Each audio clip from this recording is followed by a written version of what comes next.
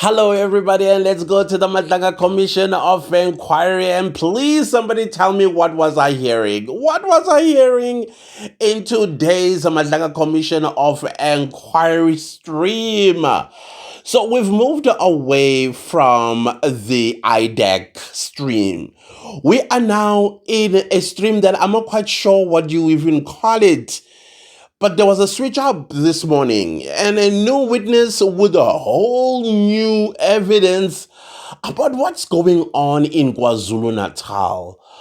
Gangsterism, CIT, which is cash in transit heists, white powder, taxi violence, hitmen, and then how all of these were used as opportunities to take out, for example, so the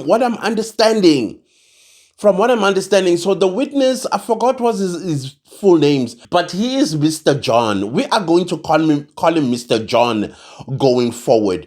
Mr. John came with a pocket full of snitching because he had come to snitch, and I thought I was a snitch.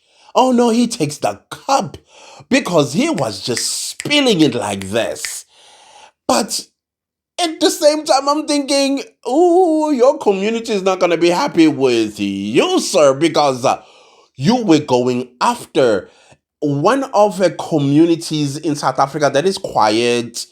We don't hear much about that community unless they participate in things like Miss South Africa. The women, in most cases, it's going to be the women that are very active in that community. But nonetheless, they're very, very quiet. Very, very quiet. But they're also very loyal to each other, and they have some kind of code that you don't break this code if you are going to come or you are going to expose one of us. There's a way of exposing, but they just don't prefer to be exposed, period. But this guy was like, I am going to sing like a canary. Now, let's start here. Let's start with what I am understanding here. So, Mr. John works for, he says he started in 2002 working for IPID. I think it was called Independent Complaints Directorate, if I'm not mistaken, which today it's IPID. He started in 2002. I guess prior to that, he was already a police officer, and then he moved to IPID. So he's been seeing things in KwaZulu Natal. First of all, he started speaking about a police special task team. And the first thing that came to mind was PKTT. I don't know why I thought of PKTT and why I didn't think of Ketomeno. What did they call that? Ketomeno Flying Squad or something like that. But they are being dealt with, I think, in another commission of inquiry. So then I thought PKTT that he's probably going to be talking about. Then I'm like, my ears are all sharp. My IQs, the two of them rubbing together. And then he begins. And he speaks about how the task team was being used as hitmen. I was like, can't be PKTT you are talking about. It cannot be. And now, so there are very numerous dangerous crimes that are being committed in KwaZulu-Natal, particularly in Durban. Gangsterism, white powder pushing, Wunga in particular, what do you call this? Cash in transit heist. We see them a lot in Durban, KwaZulu-Natal. We also see a lot of taxi violence where Inkabi are just having a field day in KwaZulu-Natal. And of course, Inkabi are being hired elsewhere as well in South Africa. So, now, let's say there's a cash in transit heist. But there's a taxi boss who has a problem with his taxi owner counterpart. So they go for the cash in transit heights. Obviously, they will be gone by the time the police get there and the money will be gone. But what happens is that cash in transit heist, they would have found suspects, like there will be a lead of some sort. And guess where the lead is? The lead is with the taxi boss who's a rival to this one who paid 2 million rand for his head and his buddies. And then what this squad does, or the police tasked him do, then as per being paid the 2 million rand, 5 million rand, whatever, they go to the rival taxi boss and his gang. They knock on his door and they wipe everybody inside the house. And after wiping everybody outside the house, of course, cameras are going to come, neighbors are going to come. And then, you know what they tell the media? They they were shooting at the police. That was always the modus operandi, that they were shooting at the police, so the police returned fire. Remember those those breaking news where Inanda, you will hear that a bunch of young men were shot through the door, but you don't. And forensic says, well, it doesn't look like they were shooting from the inside, but the bullets are showing that they were shooting from the outside going in. Yeah, type of situation. Then I was like, hang on a minute. Let's bring it back. Let's bring it back. What task team is this again? Is this PKTT we're talking about? No. Relief. It's not PKTT. It is, they have these special task units in KwaZulu Natal. There's a special task unit that deals with cash in transit heist. There's another special task team that deals with the borders in KwaZulu Natal. There's another task team that deals with Wunga and all of that. And gangsterism, they have their own type of situation. And this is when I was like, because I know there's no way that our Lieutenant General Tlatlam Kwanazi will be a rogue unit. That cannot be. That cannot be. So, anyways, what had happened was then, as I said, as I understood, is that they would, the taxi boss will have some sort of a rivalry with another taxi boss. And then the moment there's a cash in transit heist, I guess that's what these policemen would say, like, okay, we need to wait for an opportune time so that we can take out this person. And the opportune time is when there is a cash in transit heist. And then they become the suspect. The target becomes the suspect. And that's how they get rid of like, what? What? It's reminding me, or it's giving Senzo Meiwa. Those 5 accused of unaliving Senzo Meiwa. I mean, a lot of us don't believe that they are the right people that unalive Senzo Meiwa. Again, on the 26th of October 2014, Senzo Meiwa with his friends and his girlfriend, mother of his child, and somebody came with a gun amongst the friends and hit Senzo in the heart. It's not those people. But because the police need to be seen to be doing something, I mean, remember, there were a lot of pressure on the police and the police minister, Bekika, at the time, that, hey, we're waiting. Who unalive Senzo Meiwa? And then, boom, they're giving us people that you're looking at them and like, oh, okay, but this does not make sense. And therefore, we all ruled that, not all of us, those of us with IQs, we ruled that there is no way that these are the people that unalive Senzo Meiwa. But it looks like inside the South African Police Service, to solve a crime, or when they get bought to be the criminals, they wait for an opportune time to they get hired as the hired gun type of situation. And same goes also in the gangster fraternity. Apparently, there's even a gangsterism fraternity that is called Hollywood. And in my head, I'm thinking, oh my God, America, what have you done? Because if you go to Cape Town, I guess you get the Americans as well. Anyways, them to use a similar modus operandi If they want to take out a rival, they just walk up to the police task team, pay them millions of rands to take out another rival. And it also looks like the very same task team, they are snitches within them. I guess they want a higher price. This one will call them and said 2.5 million rand, please hit for me Devon Naidu. And then one of them will go to Devon Naidu and say, hey, there's a hit on you for 2.5 million rand. We can hit the person that paid us 2.5 million rand if you double that. And then this one finds out again that there's now a hit on his head for 5 million rand. And then this one calls the one that he was going to hit for 2.5 and says, I know you have a 2.5 hit on my head. And that other one will be like, hey, you the one who had a 2.5 million rand hit on me. What? How? Is that how I understood this whole thing? Is this how I understood this whole thing? Hi, South Africa, we are rotten as a nation. If this is what I am hearing, we are rotten as a nation, and it's making sense why the police are not doing their work.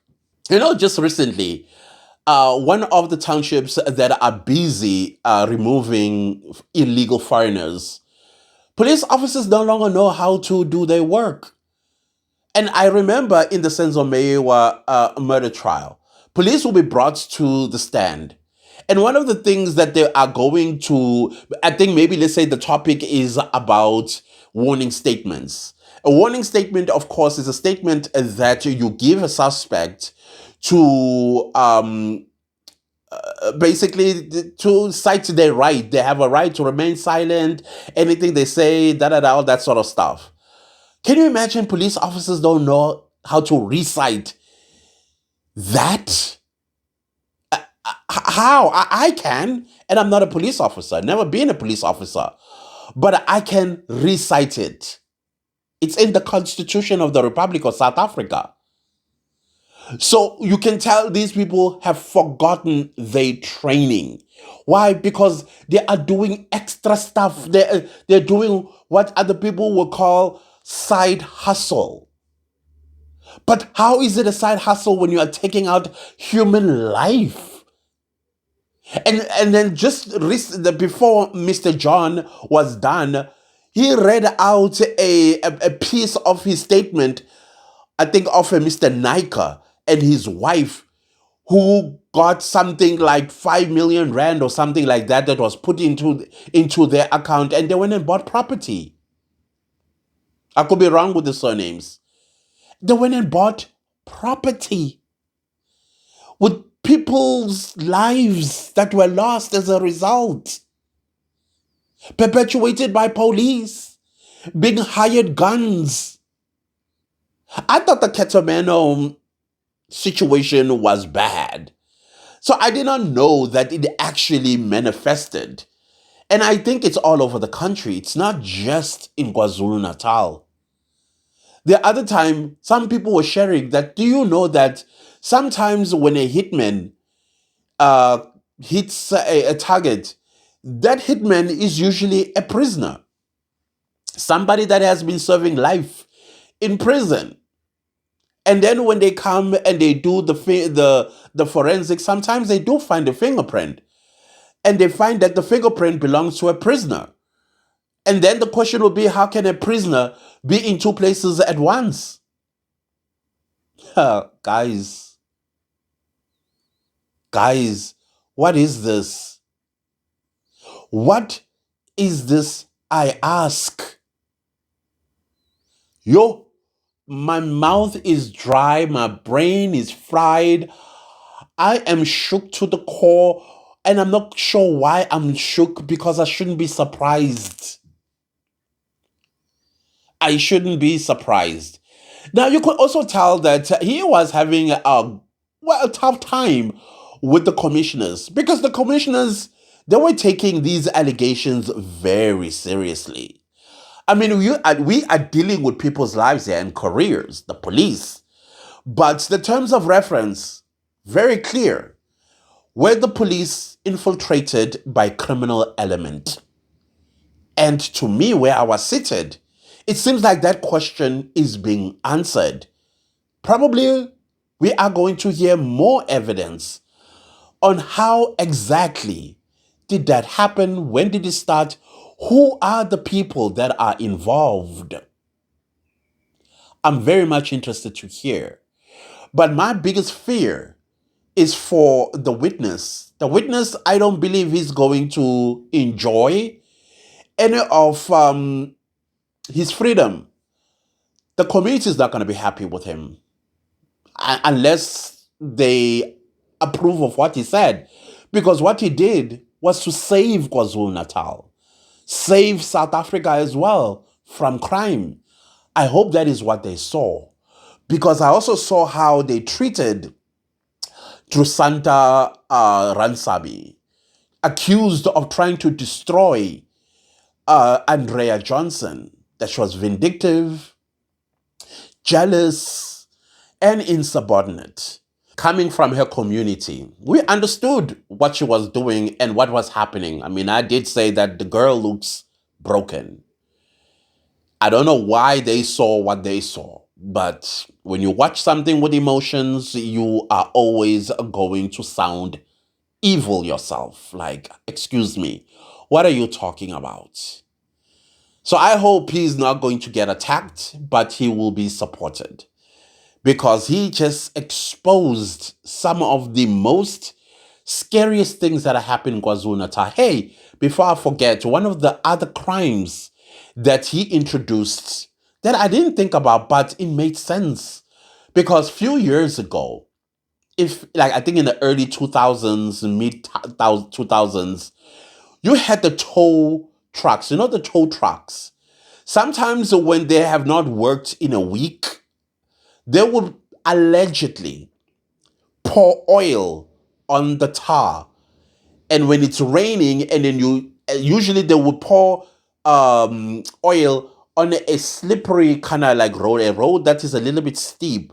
And when you come from the top going down, and then at the bottom there's like robots, it becomes a little bit difficult for you to stop. I mean, you do press the brakes, but the wheels will still continue. And obviously what's going to happen, you're going to hit the car behind you. And guess what? Out of the blue, the tow trucks are here to come and help you. Who called them? Nobody knows. So that scam was caught out, and they stopped it from what I understand, because I've never heard something like that again. But this time around, according to Mr. John, they are working with the police in transferring drugs from one place to another, including from KwaZulu-Natal to Gauteng. And because they are friends with police, whenever there's a roadblock, no, they are free to go. Nobody searches them. Nobody asks questions. And as it passes with consignment. I was like, what? So they did not dwell much in that, because I don't think there was much evidence that he can provide to the Madlanga Commission of Inquiry. It almost sounded like hearsay type of situation. But I think if a thorough investigation had to take place, I hope that legal authorities were listening to that aspect and they got on top of it. Maybe, just maybe, he could be right. Well, he is right, because the police officer, he knows these things. But the evidence aspect of it was lacking. And I was like, oh no, if this is real and there's no evidence, then it's going to be tossed out, unfortunately. So, but for me, where I'm seated, that is highly likely. Just like the e-hailing, what do you call this, drivers. Some of them, they are not e-hailing at all. They are transferring or smuggling drugs for the drug cartels. Why there are no roadblocks, I have no idea. But of course, there are those that are innocent. I mean, they're taking a package and they delivering it somewhere. They don't know that there's white powder that they are transferring. And when they are caught by the police, they can't say, "Oh well, no." The police takes you because you were the one who was in possession. So I feel like that one is a catch-22 for me as well. It is definitely a catch-22 because an e-hailing driver, I mean, he's taking a package. He doesn't know anything. But there are those who know and intentionally taking these drugs from one city to the next. Kuboliwe eSouth Africa. Kubolile. Everything seems to be rotten, guys. Everything seems to be rotten. And anyways, guys, I'm interested to hear what are your thoughts. What do you think is exactly going on down there in KwaZulu-Natal? Do you think it's happening in Gauteng, in Cape Town? Well, I'm talking Western Cape. Do you think it's happening everywhere? Something ain't right. And I repeat, fellow South Africans, if the South African police service is not completely overhauled, then all of this is not going to stop. These corrupt people, they are not stopping in their corrupt ways, despite everything that is happening in South Africa. It's that attitude I always speak about that comes from us South Africans. And I just recently learned that it's not a black thing, but also other races in South Africa. It's not going to happen to me. What? You are in control of life, right? It's not going to happen to me. Now, I understand why people look dumbfounded when they are handcuffed. Why people cover their faces with masks, which, by the way, it's a futile exercise. I mean, once your trial begins, we need to see your face. The whole point of a gallery is the people whom the crime was committed against. So they need to see their perpetrator. So covering your face, you might as well uyinikele mfethu. Uyabona usubanjiwe. Zinikele ubonwe phela ishaya ihlazo in your community, your family, because that's what you did. You shamed your family. So covering yourself up is not going to help. Anyways, I think I am digressing a lot. Let me leave this video here. I'm interested to hear your thoughts. Goodbye.